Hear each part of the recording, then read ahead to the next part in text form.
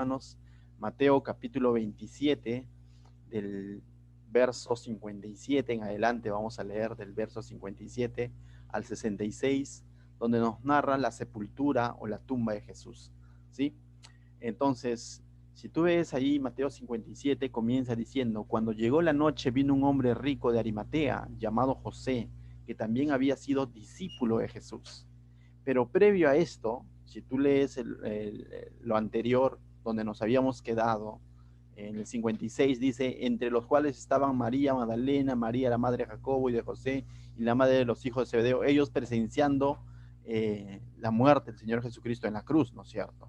Y después de eso dice, hubo una gran oscuridad, se dio, la tierra tembló y todo lo demás. Los mismos soldados presenciaron, muchos de ellos dijeron: ciertamente este es el Hijo de Dios. Y después de eso, ahora Mateo nos está narrando que hubo un hombre llamado rico de Arimatea, ¿no? Llamado José de Arimatea, lo van a conocer a él, que vino prácticamente de noche a pedir el cuerpo de Jesucristo. Pero Juan, el discípulo amado, en su evangelio nos da un detalle previo a esto. Y es interesante ver este detalle porque Juan lo describe en el capítulo 19, si deseas lo puedes anotar, el verso 31 al 37. Mira lo que dice Juan, lo voy a leer nada más. Dice: entonces los judíos, dice, por cuanto era la preparación de la Pascua, a fin de que los cuerpos no se quedasen en la cruz en el día de reposo, pues aquel día de reposo era de gran solemnidad, rogaron a Pilato que se le quebrase las piernas y fuesen quitados de allí. Vinieron pues los soldados y quebraron las piernas al primero y asimismo al otro que había sido crucificado con él. Mas cuando llegaron a Jesús, como le vieron ya muerto, todavía Jesús está en la cruz, dice como le vieron ya muerto, y entonces aquí hay una evidencia de parte de los mismos soldados que están evidenciando que Jesús ya había muerto. Por tanto, dice, no le quebraron las piernas. Este detalle es interesante porque lo que ellos hacían al quebrarle las piernas, normalmente cuando el delincuente era crucificado, era sentenciado a muerte en una cruz, de alguna manera tenía una muerte lenta, ¿no? Entonces, ¿qué es lo que hacían? Al quebrarle las piernas, lo que hacían era acelerar esa muerte, ¿no? Ya que el que estaba crucificado no tendría un punto de apoyo en el que apoyarse. Entonces, todo su peso solamente recaería sobre sus brazos y al romperle las piernas iba a haber una especie de hemorragia, ¿no? Y así ellos iban a morir. Entonces, era una manera de asegurarse. Pero ¿por qué este detalle dice que pasaron por uno, el ladrón bueno, al que lo llaman algunos, el otro ladrón malo, ¿no? El otro era un ladrón de celular y en cambio el otro era un ranqueado, ¿no? Por así decirlo. No tanto era así, no sé de dónde han sacado eso, pero bueno, la idea es de que les quebraron las piernas a estos hombres para que mueran, pero cuando vienen a Jesús se dan con un detalle interesante, que Jesús ya estaba muerto. Y eso nosotros lo habíamos visto en el relato de Mateo cuando dice, Él entregó su espíritu, es decir, Él murió, ¿no? Entonces, no hubo necesidad de que le quebrasen las piernas. Entonces, es interesante este dato porque justamente las profecías también decían que sus huesos no iban a ser quebrados, ¿no? Que Él era el Cordero perfecto. Si ustedes se acuerdan también en la Pascua, cuando se establece una representación de lo que ahora está ocurriendo en los tiempos de Moisés, cuando Dios saca a su pueblo, de la misma manera tenía que ser un corderito perfecto y cuyos huesos no deberían ser quebrados. De tal manera que Jesús está cumpliendo cada uno de estos detalles, por así decirlo, ya son detalles, pero que estaban en la palabra de Dios y sus huesos no están siendo quebrados, ¿no? Pero también dice que para asegurarse de que realmente esté muerto, o que ya sabían que estaba muerto, dice, pero uno de los soldados le abrió el costado con una lanza y al instante salió sangre y agua. Y es interesante también porque también las profecías decían de que iba a ser traspasado, ¿no? Y vemos cómo lo están traspasando con una lanza por el costado, ¿no? Entonces, y salió sangre y agua, dice. Esta es una evidencia de que prácticamente, aunque Jesús ya había muerto, pero es como una evidencia, por así decirlo, para que cuando los peritos digan no, o más adelante salgan esos cuestionamientos diciendo realmente no murió, solamente estuvo desmayado. Esta es una clara evidencia de que no lo están poniendo los discípulos, sino los mismos soldados romanos están corroborando y asegurándose de la muerte del Señor Jesucristo. Entonces realmente Él murió. Es necesario entender eso porque después, en los años 1800, mira, salieron ciertos pseudocientíficos o científicos que decían, no, solamente estuvo desmayado, ¿no? Y así salen un montón de, como se dice, ¿no? De teorías que quieren dar explicación a la resurrección de Jesús. Pero aquí vemos detalles en la palabra de Dios escritos en aquel entonces y nadie las cuestionó. No hubo un soldado de pronto que venga a los discípulos y les diga, ¿por qué predican esto si esto es falso? Incluso los mismos enemigos de los discípulos, de Juan, de Pedro, los mismos griegos o los mismos romanos, en ningún momento cuestionaron estos eventos, estos hechos. Lo que hacían era perseguirlos para matarlos por predicar la resurrección de Cristo, ¿no? O los judíos también los perseguían porque alteraban el orden, ¿no? Pero jamás negaban lo que estaba escrito, porque era una evidencia clara a la vista de todos. Entonces, verso 35 de Juan, para terminar esa idea de cómo es que se aseguran, dice, y el que vio da testimonio, dice, y su testimonio es verdadero. ¿Y quién es el que vio y da testimonio? Era Juan, que estaba ahí viendo de lejos, ¿no? Juan estaba evidenciando esto y dice, y el que vio da testimonio y testimonio es verdadero, dice. Y él sabe que dice verdad para que vosotros también lo creáis. Porque estas cosas sucedieron para que se cumpliesen las escrituras. No será quebrado su hueso suyo, decía la escritura. Y también otra escritura dice, mirarán al que traspasaron. Y ciertamente esto fue evidente a todos los que estaban presenciando en aquel momento a Cristo crucificado, ¿no? Entonces, había una seguridad, había una certeza de que ciertamente Él murió. No estaba desmayado, no estaba durmiendo, sino realmente murió, ¿no? Ahora sí volvemos a Mateo para continuar la historia, ¿no? Este es un previo que lo narra Juan. Y volviendo a Mateo, capítulo 27, verso 57, ahora sí dice, cuando llegó la noche vino un hombre rico, dice, ya al anochecer viene un hombre rico de Arimatea, llamado José, que también había sido discípulo de Jesús. Y aquí este punto es interesante, ¿no? Esta palabra discípulo de Jesús no era de que él había sido llamado por Jesús dentro de los 12, ¿no? O dentro de los 11, como queramos verlo, sino que era un seguidor de Jesús. Aparte de los 11, Jesús tuvo muchas personas que lo siguieron, ¿no? No a la altura de los apóstoles que lo dejaron todo y estuvieron con él, sino, pero lo siguieron, ¿no? Ejemplo tenemos en la familia de Lázaro, Marta, María, que eran amigos de Jesús. Ejemplo tenemos en esta mujer, María Magdalena, que va y lava o enjuaga los pies de Jesús con un perfume carísimo, y así había personas. Y aquí José de Arimatea es otro hombre, pero lo interesante, ¿no? Dice, por ahí escuchamos que Jesús mismo decía que es bien difícil que un rico entre al reino de los cielos, ¿no? Que es mucho más fácil meter un camello por, ¿cómo se llama? Por el ojo de una aguja, ¿no? A manera de simbolismo, ¿no? Pero aquí vemos un hombre rico, y con esto por eso mismo decimos, el Señor no hace acepción de personas, ¿no? A veces ese dicho de Jesús se lleva a un extremo diciendo, los ricos no van a entrar al cielo, por lo tanto tienes que dar todas tus riquezas a los pobres. Eso es falso, ¿no? Aquí vemos un hombre rico siendo usado por el Señor, dice que era seguidor de Jesucristo, discípulo de Jesucristo, la Biblia lo dice. Entonces, pero Juan en el capítulo 19, verso 38, luego lo buscas, dice que él lo seguía o era discípulo secretamente, porque tenía miedo de los demás. Es más, Marcos dice que José de Arimatea, Lucas 23:50, dice que José era miembro del concilio judío, es decir, era uno de esos sacerdotes judíos, uno de los conocedores de la ley, pero que como según Juan, seguía a Jesús, creía en Jesús, pero secretamente. ¿Por qué? Porque tenía miedo de los demás, ¿no? La mayoría que estaba pasando a Jesús. Y así, y esto nos recuerda quizás a Nicodemo, también en Juan 3, en Juan 3, Nicodemo que también seguía a Jesús de lejos, ¿no? Que también vino a Jesús de noche, porque, y le hizo la pregunta del millón, ¿no? ¿Qué debo de hacer para ser salvo? Y hubo muchas personas entonces que de alguna manera creían en Jesús, pero no tuvieron esa mayoría, esa valentía, y creo que los mismos discípulos están incluidos aquí también, que no tuvieron esa valentía, esa mayoría de pronto de estar en medio de la multitud y decir, no, ¿por qué van a liberar a Barrabás si tienen que liberar a Jesús? No llegaron a eso, pero eso no significa que Dios los haya descartado.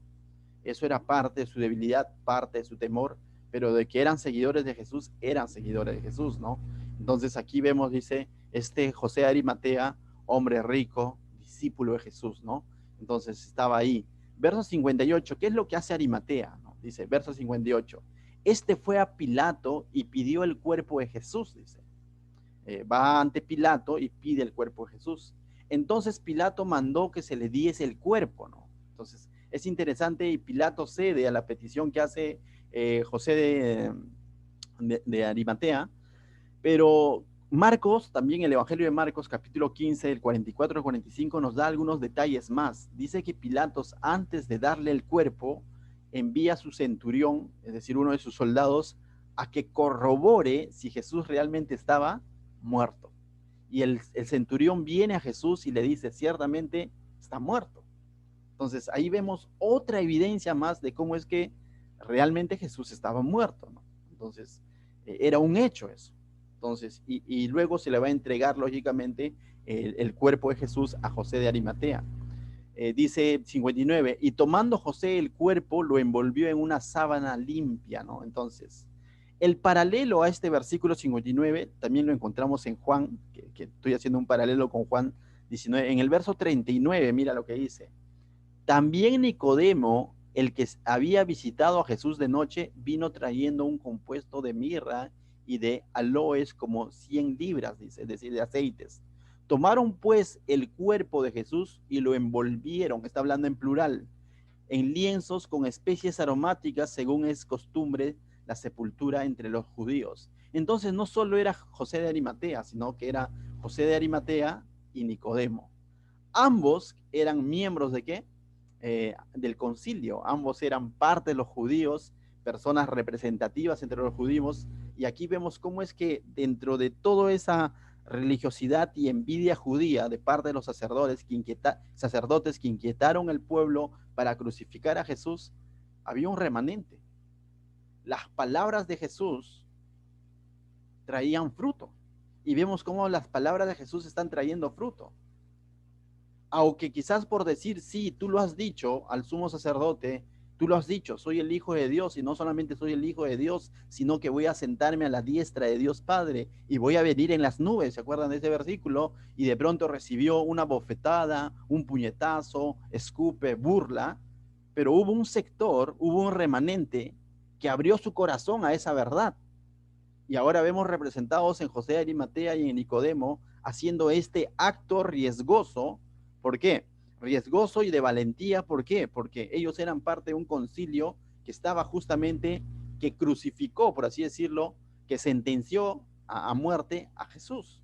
Entonces vemos esos cambios que ha causado Jesús incluso durante su agonía, durante su juicio injusto, durante su camino a la cruz. Jesús ha ido ganando vidas. Y veíamos que en la misma cruz también algunos soldados soltaron frases como estas, ¿no? Que dijeron ciertamente o verdaderamente este era el Hijo de Dios. También los otros evangelios nos narran cómo es que él, estando en la cruz, de pronto dio una promesa a uno de los ladrones que aceptó de que en él era inocente y en él no había culpa, y de alguna manera él estaba aceptando su culpa y que Jesús no tenía por qué estar en esa cruz, y Jesús le está dando una promesa de que estará con el Padre. Entonces vemos a Jesús, su intención, no solamente en su predicación, en el Sermón del Monte, no solamente en las sinagogas predicando la salvación, sino en el acto mismo de ir al camino a la cruz ganando almas. En ese mismo acto de su sufrimiento, él iba convirtiendo vidas. Y aquí vemos evidenciado que ahora incluso parte de esa religiosidad llegó a convertirse y entregar su vida al Señor. Entonces definitivamente no cabe duda que el Señor no hace acepción de personas.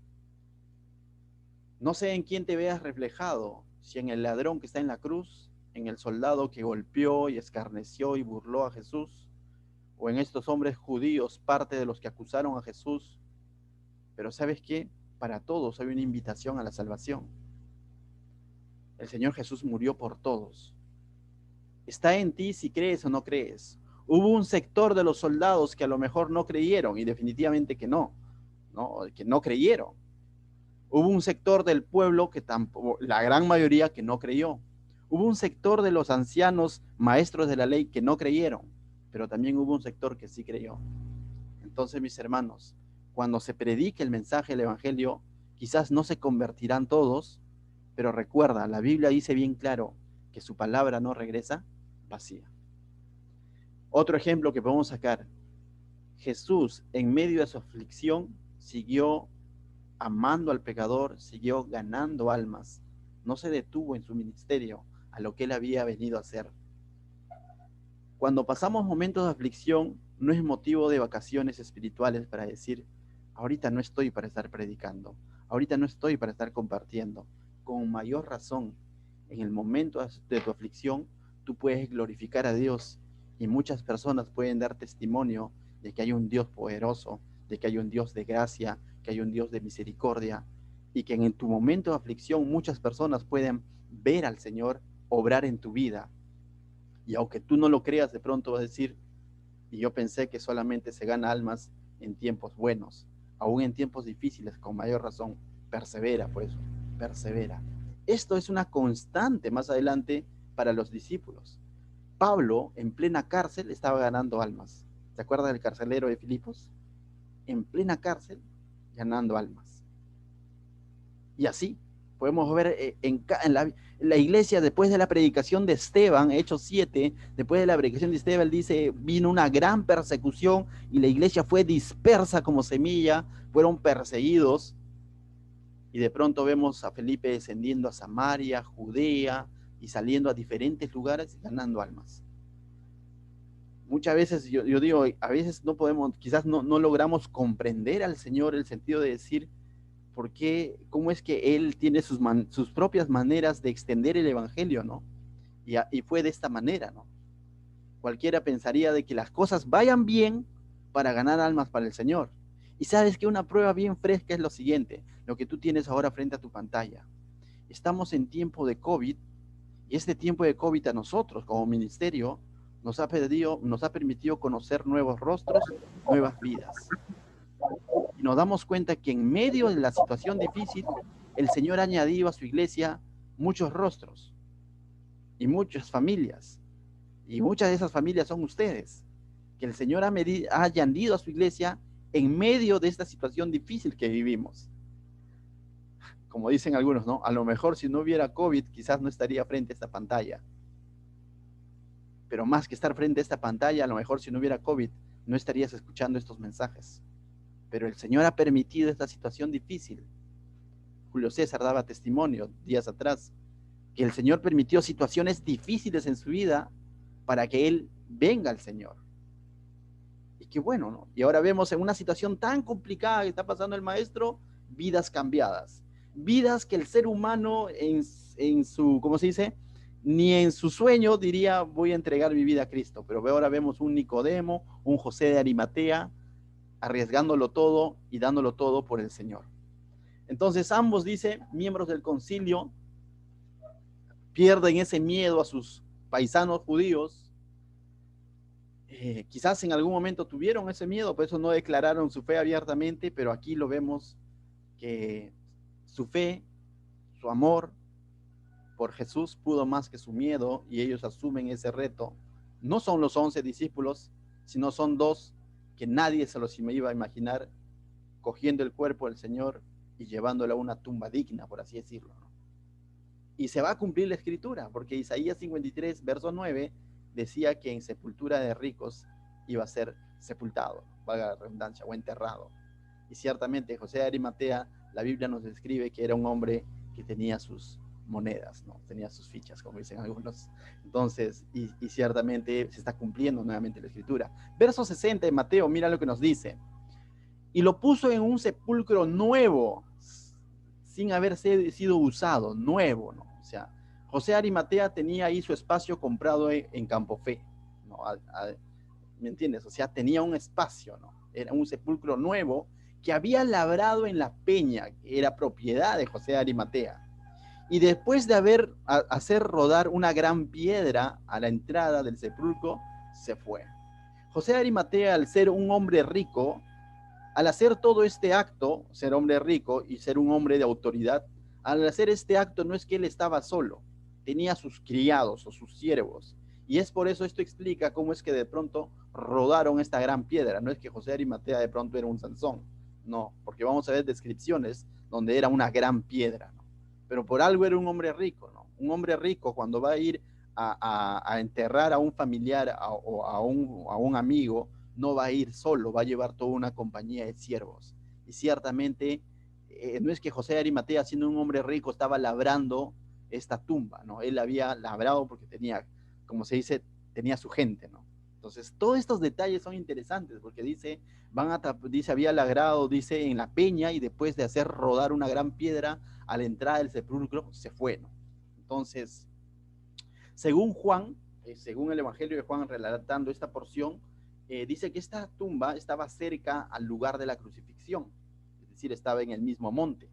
Juan 19:41 dice, y en el lugar donde había sido crucificado, dice, había un huerto, en el lugar donde había sido crucificado, y en el huerto un sepulcro nuevo, 0 kilómetros. Nadie, no es que había, en los sepulcros aquel entonces, podían colocar, eran una especie de cuevas dentro de las rocas, o labradas en rocas o en los cerros, donde adentro podían colocar más de un difunto, ¿correcto? Entonces, es decir, las tumbas eran familiares, ¿no? Y a lo mejor esto era algo que José de Arimatea, en la economía que él manejaba, ya tenía su tumba familiar, ¿no?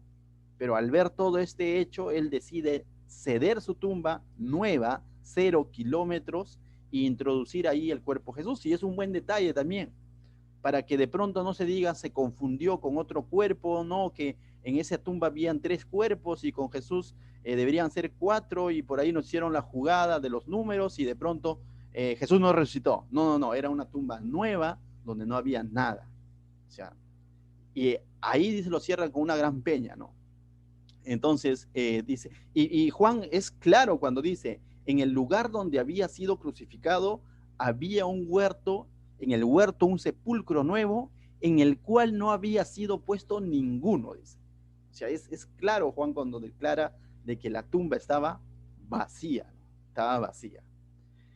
Dice, y también nos dice que esta tumba era de propiedad de José de Arimatea, definitivamente porque él lo había labrado, ¿no? Entonces, se está cumpliendo Isaías 53, verso 9, la parte segunda, lo leímos el día de ayer, donde dice, fue enterrado como un criminal, sí, ¿por qué? Porque fue crucificado como un criminal, fue dado muerte como un criminal, pero dice, fue puesto en la tumba de un hombre rico.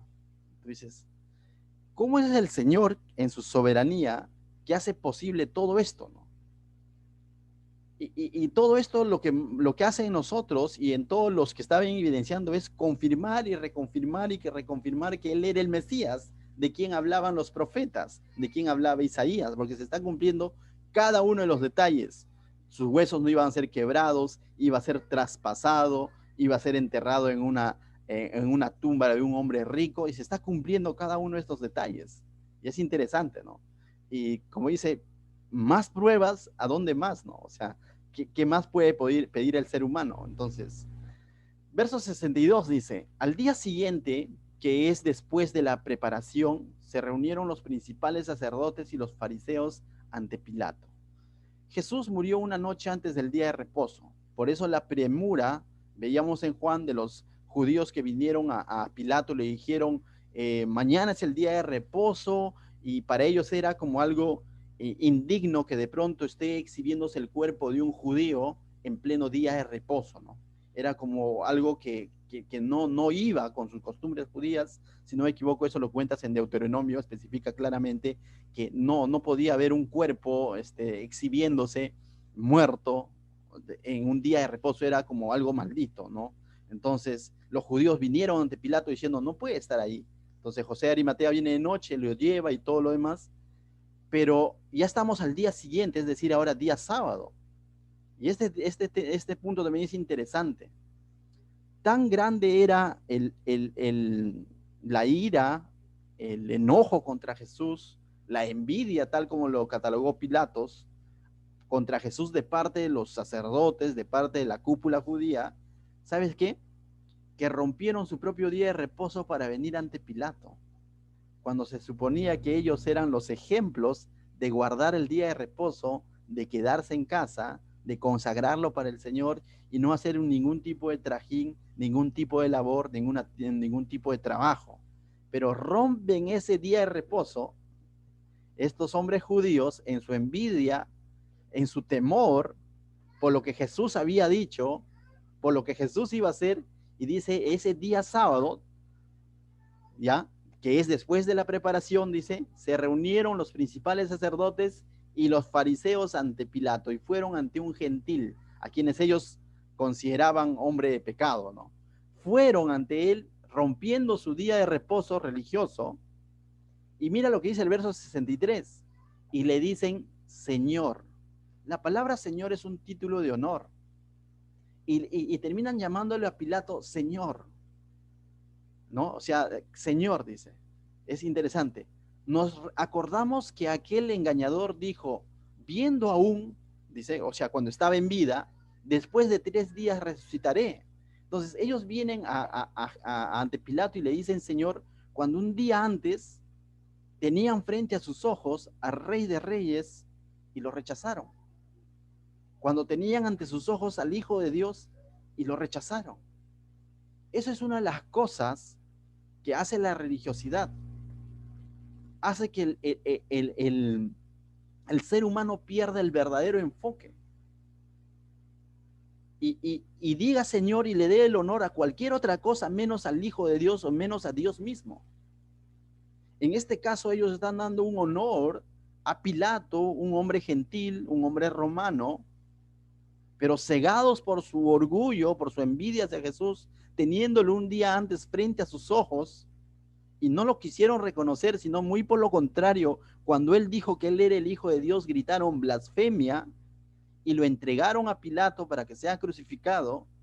Ahora vemos que continúan con esa actitud y llamando Señor, dándole ese nombre de honor a Pilato, un hombre impío. Entonces, pero al mismo tiempo, ellos están acordando y tienen pendiente las palabras de Jesús, porque dice, nos acordamos que aquel engañador dijo, viviendo aún, dice, es decir, ellos están afirmando que ahora ya no está vivo, o sea, viviendo aún, es decir, cuando estaba en vida, dijo, después de 3 días resucitaré. Indirectamente, o sea, indirectamente ellos están aceptando que Jesús realmente ha muerto, porque dice, cuando estaba vivo, él dijo que iba a resucitar, y ahora ya no está vivo, pues está muerto. Se han asegurado ellos mismos de que los soldados, ellos, se han asegurado de que Jesús haya sido llevado a una tumba y esté muerto, ¿no? Entonces, y tienen claro, pero todavía recuerdan esa promesa de Jesús o esas palabras de Jesús de que él iba a resucitar. Y yo digo, ni los discípulos de pronto estaban atemorizados, escondidos y estaban en esa espera de la resurrección, pero estos religiosos estaban indirectamente esperando la resurrección, ¿no? Entonces ellos hacen un pedido, ¿no? Hacen un pedido a Pilatos. Dice, manda pues que se asegure el sepulcro hasta el 3er día, no sea que vengan sus discípulos de noche y lo hurten, ¿no? Entonces dice, manda y asegura el sepulcro para que no vengan los discípulos de noche y se lleven el cuerpo, ¿no? Es decir, se lleven el cuerpo. Y digan al pueblo, resucitó entre los muertos y será el postrer error peor que el primero. Y ellos dicen, no vaya a ser que se llevan el cuerpo y luego van a decir que ha resucitado. Pero si fuese así, eso hubiera sido fácil de desmentir. Porque si viene un discípulo y te dice, hey, no hay cuerpo, Jesús resucitó, le dirías, ¿dónde está el cuerpo? ¿Dónde está el Jesús vivo? ¿No?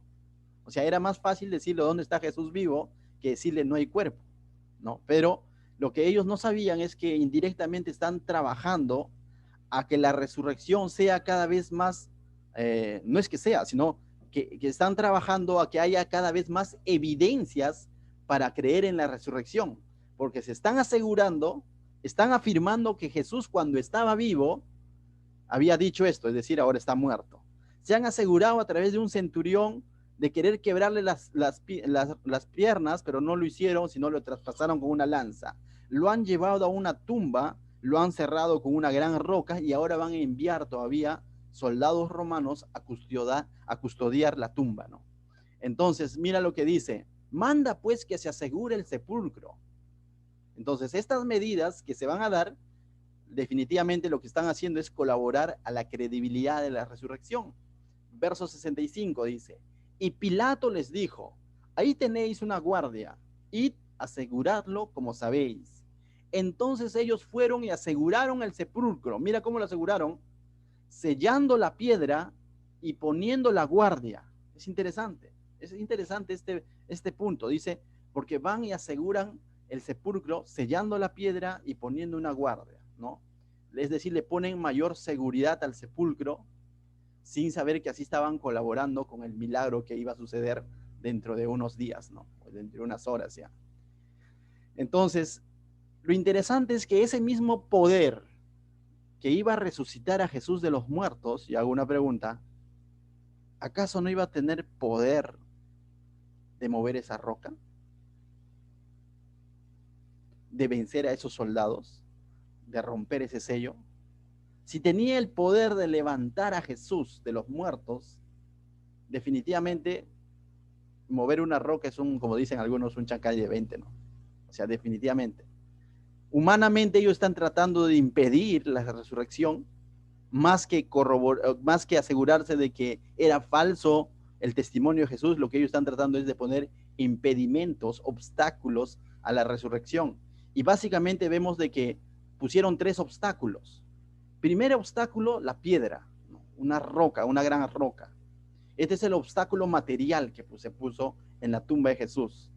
Dicen que estas piedras eran grandes y eran puestas en un canal inclinado. No es que de pronto era una piedrita pequeña, ¿no? Sino dicen eran piedras inmensas, que los que han tenido la oportunidad de ir a visitar allá a Israel, ¿no? Esos lugares, y ver las tumbas y ver la tumba de Jesús, eran piedras inmensas, no era una piedra pequeña, ¿no? Entonces ya vimos que este hombre rico también fue de alguna manera con sus criados, no fue solo, y cerraron esa tumba, ¿no? Y ahora se están asegurando de ello, y es imposible creer que de pronto, sin asegurarse qué hay dentro de la tumba, vas a asegurar algo, ¿no? Definitivamente corroboraron que el cuerpo esté ahí, y ahora lo que están haciendo es colocar esta gran roca, que era imposible, dice, ser movida por dentro, ¿correcto? Porque se les colocaba una especie de canal previo y se colocaba la roca sobre ellos, ¿no? Entonces, si de pronto los discípulos hubiesen intentado mover la roca para sustraer el cuerpo de Jesús, definitivamente no lo podía haber hecho Juan solito, ni solo Pedro, sino que a lo mejor mínimo los 11, ¿no? O sea, un grupo de judíos. Y un grupo de judíos no lo iban a hacer de manera, conociendo a Pedro todavía, que era un fosforito y el que paraba metiendo la pata, en la vida lo iban a hacer sin que los soldados no se den cuenta, ¿no? Entonces, definitivamente ahí vemos un obstáculo material, una roca que de pronto está asegurando y dando la credibilidad de que Jesús está muerto y está dentro de esa tumba. Luego vemos, dice que se le colocó un sello, que dice que se ordenó que sea sellado. ¿Y qué era el sello? El sello era una especie de un cinto, ¿sí? Era una especie de un cinto grueso de cuero que se colocaba de extremo a extremo para sostener la roca, y que era pegada, dice, a la roca y a la pared o al muro o al cerro con brea. Entonces era una especie, es como hoy en día, ¿no? Cuando hay, ¿cómo lo llaman esto? Cuando hay algún crimen, van y ponen la cinta amarilla, ¿no? Y esa cinta amarilla indica de que nadie puede cruzar esa cinta, ¿no? Porque lo que están haciendo es custodiar o asegurar las evidencias del crimen, ¿no? Pero aquel entonces no era una cinta amarilla, pues que cualquiera puede cortar con una tijera y pasar, o levantar la cintita y pasa, ¿no? Era un cinto de cuero, y que prácticamente se pegaba a la roca, ¿no? Ese era el sello. Y que este cinto de cuero tenía la autoridad romana. Es decir, más allá de que físicamente era difícil, tendrías que cortarla o desgarrarla, sobre todo tenía el sello romano de decir, esto está, ¿cómo lo llaman hoy en día esto? Lacrado, algo así. Lacrado, ¿no? Sellado. No tocar, ¿no? No tocar. Propiedad privada, o sea, estaba bajo el gobierno romano siendo custodiado, ¿no? Entonces, esto era el sello romano. Entonces, vemos aquí la autoridad humana también asegurándose de que de pronto Jesús esté dentro y no se roben el cuerpo, ¿no? Entonces, y llevaba una autoridad legal, de tal manera que si alguien se atrevía a romper ese cinto sin un permiso, sin una orden romana, de alguna otra manera incluso su vida se veía en peligro, ¿no? Porque había cargos por ello. Entonces, si es que de pronto los discípulos pretendían rescatar o hurtar el cuerpo de Cristo, les podría costar incluso hasta la vida o la cárcel, ¿no? Entonces, y es más, sobre la misma guardia romana, y ahí viene el tercer obstáculo, ¿no? Primero es la roca, luego el sello romano, y ahora viene la guardia, la fuerza humana, ¿no? Mínimo una guardia romana, dice, estaba conformado por 4 soldados o 6 soldados, que era el promedio mínimo para custodiar a los delincuentes, ¿no? Para custodiar a los delincuentes o la tumba de los delincuentes, en todo caso, ¿no? Entonces, mínimo era eso. Y cuando custodiaban la tumba de un delincuente, por lo general era de un delincuente político o de alguien ranqueado donde de alguna manera tenía familia, tenía gente, tenía allegados, discípulos, seguidores que querían rescatar su cuerpo por algún motivo, ¿no? Entonces, por lo general era así. Entonces, vemos cómo es que... me dan un instante. Ya. Ya. Entonces, vemos cómo es que de pronto se están asegurando, ¿no? De esta manera. Entonces, no mandaron una compañía de 2 soldados. A veces vemos la película o dibujitos y vemos 2 soldaditos ahí, ¿no? Sino que era una guardia especial los que iban a custodiar esta tumba, ¿no? Y normalmente lo mandaban en parejas, ya sea de 4 o de 6. ¿Por qué? Porque mientras 3 descansaban, 3 estaban despiertos, y la mirada tenían que tenerla, dice, puesta en el sello romano, porque de ello dependía su vida. Es decir, ¿se acuerdan de pronto, más adelante, años más adelante, cuando de pronto Dios usa un terremoto para librar a Pablo en la cárcel de Filipos, que era una provincia romana, una región romana, y de pronto el soldado, al ver que los reos se habían escapado, como que se quería matar? ¿Se acuerdan de eso? ¿Por qué? Porque te costaba la vida, pues, ¿no? El no haber cumplido tu función. El no haber cumplido tu función te costaba la vida. Entonces aquí, bájalo más, ya. Entonces, definitivamente vemos entonces 3 obstáculos, ¿no? Una gran roca, un sello romano, una fuerza humana que estaba ahí dispuesto a dar su vida y a custodiar la tumba. Entonces, cuando vemos estos detalles, decimos, definitivamente, Dios está permitiendo todo esto, no porque de pronto, ¿cómo se dice? No estaba dentro de su voluntad que Jesús resucite, sino muy por lo contrario, lo que se está recaudando son evidencias para que cuando ocurra la resurrección no cabe duda en el ser humano decir, ah, no, nos hicieron trampa, ¿no? Como te vuelvo a decir, más adelante, años más adelante, ni siquiera en los años 100, 200, hubo cuestionamiento de esto, de que la tumba de pronto pudieron haber hurtado o que de pronto Jesús solo estaba desmayado. No, esos cuestionamientos vinieron ya en los años 1800 y picos, de que de pronto quizás no necesariamente había muerto. Entonces, en la Biblia encontramos evidencias claras, ¿no? Pero a pesar de que el ser humano colocó estos obstáculos, ¿no? O el enemigo colocó estos obstáculos, te decía hace un momento, ¿no? Ese mismo espíritu que tenía el poder de resucitar a Jesucristo de los muertos, tenía el poder para romper obstáculos materiales de la roca, para romper estos obstáculos de la autoridad humana representada en los romanos o en el sello romano, para romper o vencer a esa fuerza humana representada en los soldados, ¿no? Es decir, decía un comentarista bíblico, David Guzik, decía, los obstáculos materiales no resisten o no se resisten delante de Jesucristo resucitado, y eso va a ocurrir. Los obstáculos de la autoridad humana tampoco se resisten delante de Jesús resucitado. Y los obstáculos de la fuerza humana tampoco se resisten delante de Jesús resucitado. ¿Qué podrá resistirse delante de Jesús resucitado? Nada. Realmente Él ha vencido. Y realmente hoy por la tarde vamos a ver cómo es que realmente ante todo esto que está ocurriendo, Él va a resucitar. ¿Qué prueba más podemos pedirle a Dios cuando de pronto nos vemos en problemas, cuando de pronto viene la falta de fe, cuando de pronto viene la tentación? ¿Qué prueba más le podemos pedir a Dios? Si Él tuvo esa potestad, ese poder de ser librado, no solamente en la cruz, sino ser librado de una tumba tan segura como esta y salir, ¿no? Y luego aparecerse. Y es interesante porque estos versículos mencionan que, o terminan diciendo dónde estamos, a ver, 66. No, estamos en, bueno, el verso 61 dice un detalle bien interesante que lo dejé para el final. Dice que todo esto, ¿sabe quién estaba presenciando? Allí dice estaba María Magdalena y la otra María sentadas delante del sepulcro.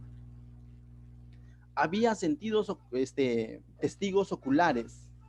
Y es interesante cómo la Biblia, o los autores de la Biblia, colocan como estos testigos oculares a dos mujeres, seguidoras de Jesús, que humanamente no podían hacer mucho, porque en aquel entonces la voz o la palabra de una mujer no tenía una fuerza legal, ¿no? O sea, no tenía un valor legal.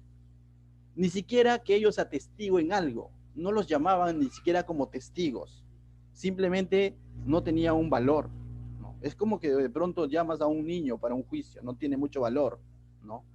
Entonces, algo así, pero aquel entonces era una mujer, pero ellas estaban ahí. Humanamente no tenían nada por hacer, ni ante el Sanedrín, ni ante Pilato, ni ante los soldados. La fuerza de una mujer frente a esa compañía de soldados no iba a hacer nada. Estas dos mujeres no iban a poder mover la roca. Estas dos mujeres no iban a atreverse a romper el sello romano, porque su vida de alguna manera en el Imperio Romano era denigrado, ¿no? Llevado a ese punto. Incluso en la misma cultura judía, de alguna manera, la mujer no tenía esa autoridad legal para. Pero lo interesante es de que, aún sabiendo que no iban a poder hacer mucho, ellos estaban ahí presenciando la tumba, ¿no? Y a mí me impacta bastante porque vamos a ver que cuando Jesús resucita, a los primeros que se les presenta no es a sus discípulos, sino es a estas dos mujeres, ¿no?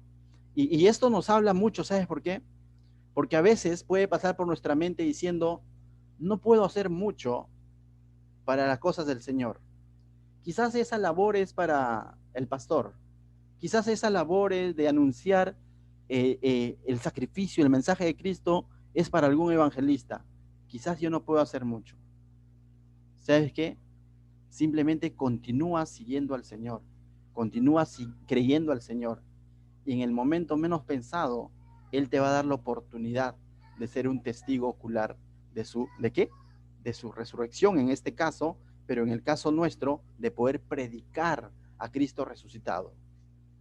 Más allá de que seas varón o mujer, o sea, y creas que no puedes hacer mucho para el Señor, en realidad en sus manos, y mientras nos mantengamos junto a Él, en esa búsqueda de Él, Él va a usar los dones y talentos que ya te dio para que puedas anunciar estas verdades de su resurrección. Estas mujeres más adelante, hoy por la tarde lo vamos a ver que ellos van a ir a los discípulos a decirle, Cristo ha resucitado. Tú también puedes ser usado por el Señor para que le digas hoy a uno u otro familiar, Cristo está vivo. Ciertamente murió. Y no para que ese familiar o ese amigo tenga compasión de la muerte de Jesús, sino para que crea en el hecho de que Cristo murió por él y que en esa muerte prácticamente ha pagado por su pecado. Entonces, mis hermanos, todos somos útiles a los ojos de Dios, y aún estas mujeres que en algún momento eran discriminadas por la cultura en aquel momento, están siendo usadas ahora, pero lo vemos que están ahí. No han huido, no se han ido lejos, no han tirado la toalla, sino están ahí evidenciando el sepulcro de Jesús. ¿Qué tal si oramos?